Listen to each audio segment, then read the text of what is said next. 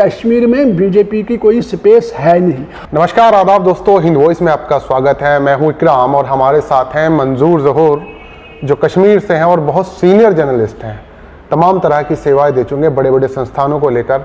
और हम जिस मुद्दे पर बात करने आए हैं, जाहिर सी बात है कश्मीर पे पहले हम बात करेंगे, उसके बाद देश भर में कुछ ऐसी घटनाएं हो रही हैं जहां मुसलमान बड़ा मायूस सा महसूस कर रहा है, और खासकर राजनीतिक जो दल हैं उनसे वो बड़ा मायूस है, क्योंकि जो वो सपने उसे दिखाते हैं वो कहीं ना कहीं उसे पूरे नहीं कर पाते।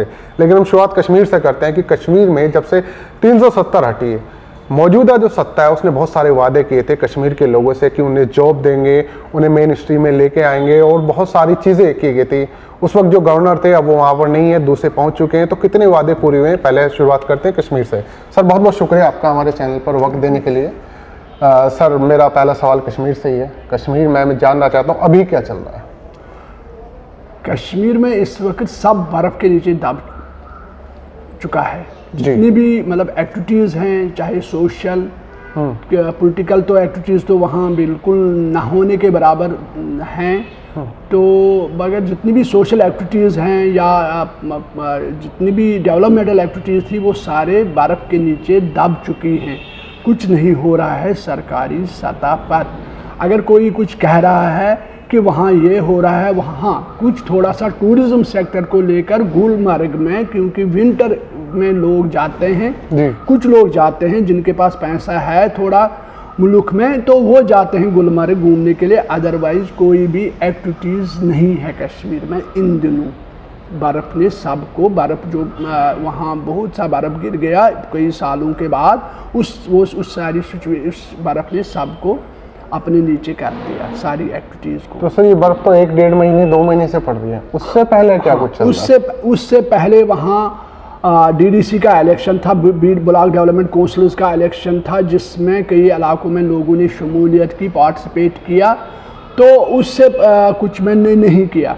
उससे पहले कश्मीर में बिल्कुल ये कि एक किस्म का जो ये चल रहा था, कोविड का चल रहा था, उस मुल्क के साथ साथ सारी दुनिया में चल रहा था। तो इस सिचुएशन में कश्मीर में वो कोई ख़ास एक्टिविटीज़ नहीं थी। जहाँ तक आप ये कह रहे थे अभी कि वहाँ गवर्नमेंट ने कहा, दो गवर्नर आए, उससे पहले मुर्मू के बाद मनोज सिन्हा साहब आ गए। तो इस जितने भी वादे किए गए, जितने भी बातें की गई, वो वादों के हद तक हैं। प्रैक्टिकली जो कहेंगे कि कहें नौकरी तो नहीं दिए गए, नौकरियों के लिए इंटरव्यू हो गए, कई इंटरव्यूज़ हो गए, टेस्ट हो गए, मगर कहें सब रुका पड़ा है। दूसरा ये है कि पॉलिटिकल लेवल पर हम कहेंगे कि काम हो रहा है, वहाँ कुछ नहीं हो रहा है। तो दूसरा जबकि एक गवर्नमेंट जो है वो तो गवर्नर राज चल रहा है, उस गवर्नर राज में लोगों की जो उम्मीदें हैं, जो उनकी आशाएं हैं, वो पूरी नहीं हो रही हैं। ठीक है कि करप्शन का वहाँ बोलबाला था, करप्शन किसी हद तक रुक गया है, इसमें दो राय नहीं है।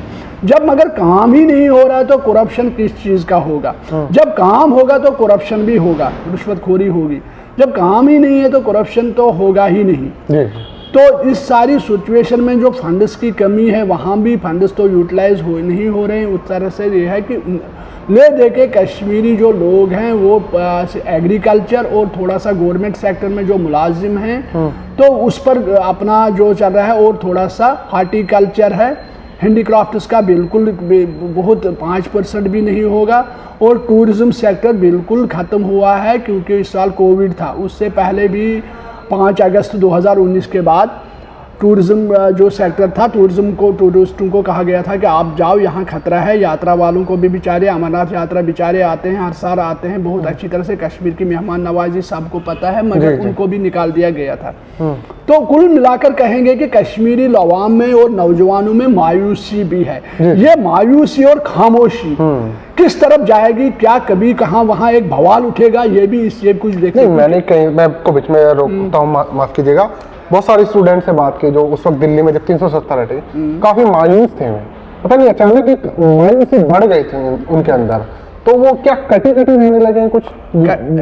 जी हाँ, चूँकि मैं तो नौजवानों से भी, बुज़ुर्गों से भी, अपने एज मैं 57 हूँ, मगर मेरे ताल्लुक़ जो हैं 20 से 30 तक या इवन उससे नीचे के उनको भी नज़दीक से देख रहा हूँ। एक जर्नलिस्ट के ही हैसियत से ही नहीं, बल्कि मेरा ताल्लुक भी कश्मीर के एक सूफ़ी घराने से, स्पिरिचुअल से, रियल सूफ़ी घराने, जिसमें पैसे का कुछ नहीं है, कोई बिजनेस नहीं है उस तरह का कि उसमें पैसे कमाने का।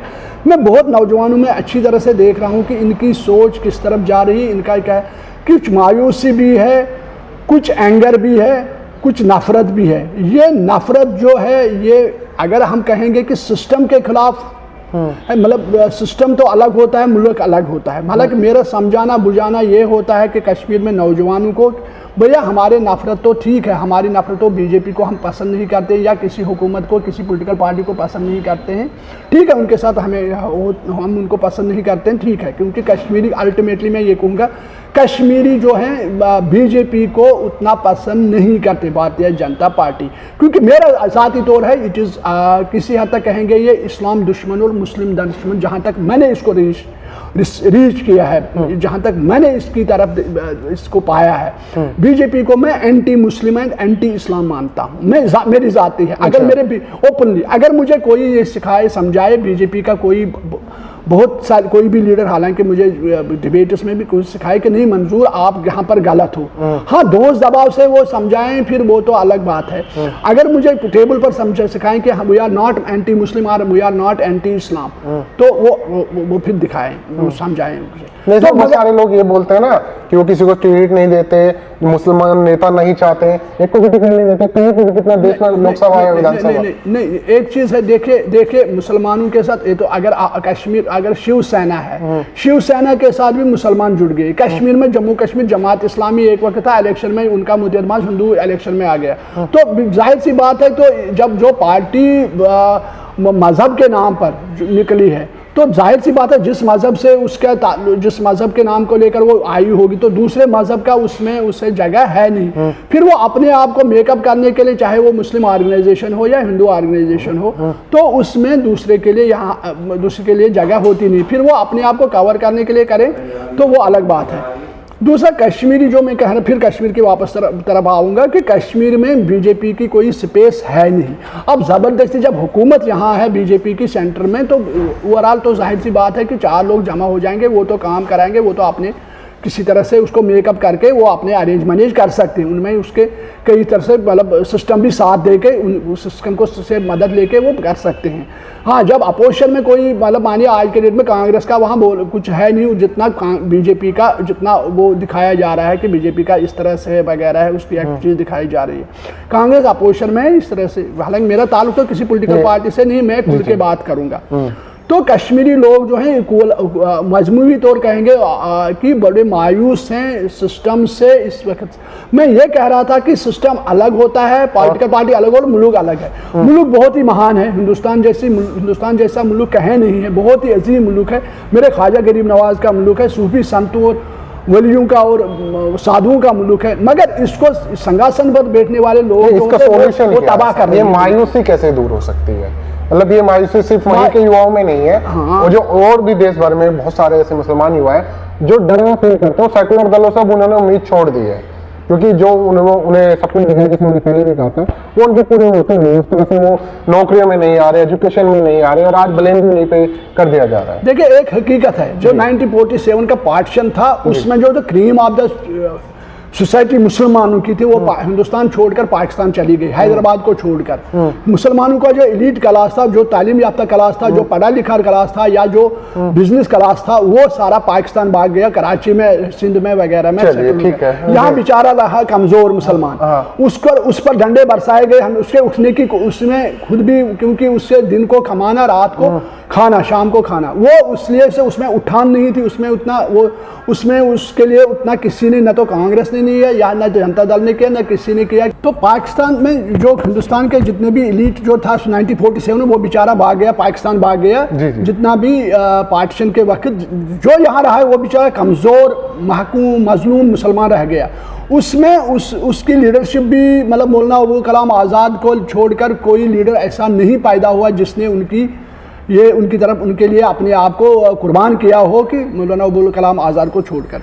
तो 1-2 लोग और इसी तरह से तो उन्होंने भी वो भी उतना नहीं कर सके। कांग्रेस भी उतनी हद तक, कांग्रेस ने भी उनको अपने लिए, अपने मफादात के लिए, अपनी हुकूमत के लिए, अपनी सियासत के लिए मुसलमानों का यूटिलाइज करने लगे, उनका एक्सप्लॉइटेशन करते रहे।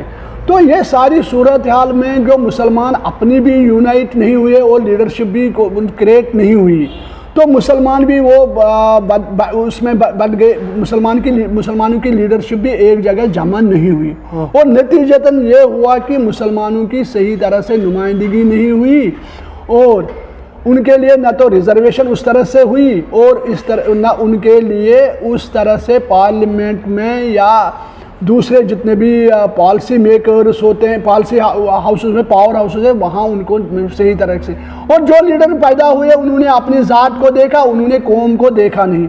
और आज के डेट में कुछ सालों से मैं ये फील कर रहा हूँ, ये मुझे लग रहा है कि हिंदुस्तान भर के मुसलमान जो हैं वो मायूस हो चुके, खासकर जब से 2014 जब से मोदी साहब की हुकूमत आ गई तब से ज़्यादा मायूस। और लास्ट ईयर तो ज़्यादा ही हुआ कि 3 चीज़ें होंगे, एक तो ट्रिपल तलाक हुआ, बाबरी मस्जिद का इशू हुआ, चाहे वो पार्लियामेंट के साथ हो, पार्लियामेंट हम और चाहे हम उसको पार्लियामेंट को हम उसके साथ जोड़ देंगे इस सुप्रीम कोर्ट के साथ, मगर बाद में उन्होंने भी कहा कि ये आस्था वगैरह है, तो इसके बाद एनआरसी का है। तो कुल ही अंदाज में हम ये कह सकते हैं कि हिंदुस्तान का मुसलमान खासकर यूथ जो है उसमें भी एक किस्म की मायूसी और एंगर कहेंगे, दोनों चीज़ें कहेंगे वो है।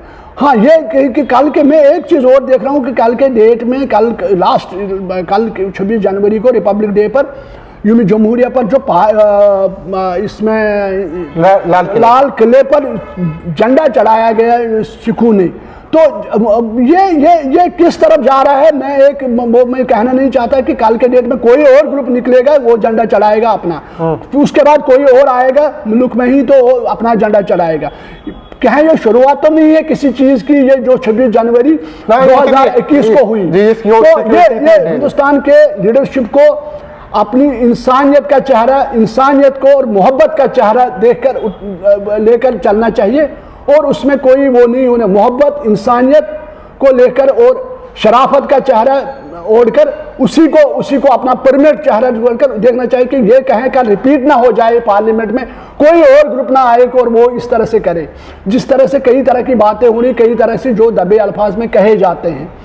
तो इस चीज़ के लिए पॉलिसी मेकर्स को, हिंदुस्तान के जो अच्छे लोग हैं, हिंदुस्तान के जो अच्छे पॉलिसी मेकर्स हैं, हिंदुस्तान के अच्छे जो पॉलिटिशियन हैं, चाहे वो किसी भी मजहब से ताल्लुक़ रखते हैं, हिंदुस्तान तो सूफी संतों का, मैं यहाँ फिर से कहूँगा, सूफी संतों का मुल्क है, इसमें आम लोग बेचारे बहुत चाहते हैं मोहब्बत से रहना आपस में, मगर पॉलिटिशियन जो है, कुछ पॉलिटिकल हेडर्स जो हैं, पॉलिटिकल एक्टिविस्ट्स हैं, पॉलिटिकल पार्टीज है, वो नहीं चाहते हैं इस चीज़ को, चाहे वो जज्बात में, उनमें मुसलमान भी, उनमें भी कुछ लोग हैं जो जज्बात की राह में बहकाना चाहते हैं अपने अवाम को, और हिंदुओं में भी ऐसे हैं, दोनों तरफ से। हमें चाहिए कि इस मुल्क में, क्योंकि इस मुल्क में हमें इकट्ठे रहना है और एक मोहब्बत का पैगाम देना है। हिंदुस्तान बहुत बड़ा, दूसरी सबसे बड़ी जमहूरी मुल्क है, तो कहें यह यहाँ इस पर दबा जो लग चुके हैं उनको धोने की कोशिश करनी, जो दबा लग चुके हैं, कुछ दबे लग चुके हैं इस मुल्क पे, वो उनको धोना है, तो उसमें पॉलिटिकल लीडर्स को भी काम करना है, और उसमें दूसरे जो लोग हैं, मतलब जिनकी रीच है, आम लोग बेचारा क्या करेगा, आवाम के पास तो कुछ भी नहीं है, आवाम तो बिल्कुल, चाहे वो अमीर है, चाहे वो हिंदू है, मुसलमान है, वो दोनों बेचारे परेशान हैं। बहुत बहुत शुक्रिया सर, आपने बहुत सारी चीज़ें क्लियर की हैं कि उन्हें क्या करना चाहिए, और ऐसे में जो सरकार के या देश के पॉलिसी मेकर हैं उन्हें क्या करना चाहिए और किस तरह की पॉलिसी बनानी चाहिए। ये देश साधु संतों का देश है, और कुछ सूफी समाज से ताल्लुक़ रखते हैं मंजूर साहब, तो उन्होंने उस तरीके से बताया कि कैसे देश में शांति आ सकती है। और ये बहुत गौर करने वाली बात है कि जिस तरह से लाल किले पर जो कुछ हुआ, आखिर वो किस तरफ था, किसकी गलती है, किसकी लापरवाही थी, और सिक्योरिटी उतनी तादाद में जो बड़ा सवाल खड़ा किया जा रहा है वो क्यों नहीं थी। तो इन सभी मुद्दों पर हमने बात की है, आप लोगों को कैसा लगा नीचे कमेंट कर सकते हैं। साथ ही इस खबर को ज़्यादा से ज़्यादा शेयर कीजिएगा। किसी और एपिसोड में मंजूर साहब से मुलाकात करेंगे, अभी के लिए दीजिए इजाज़त।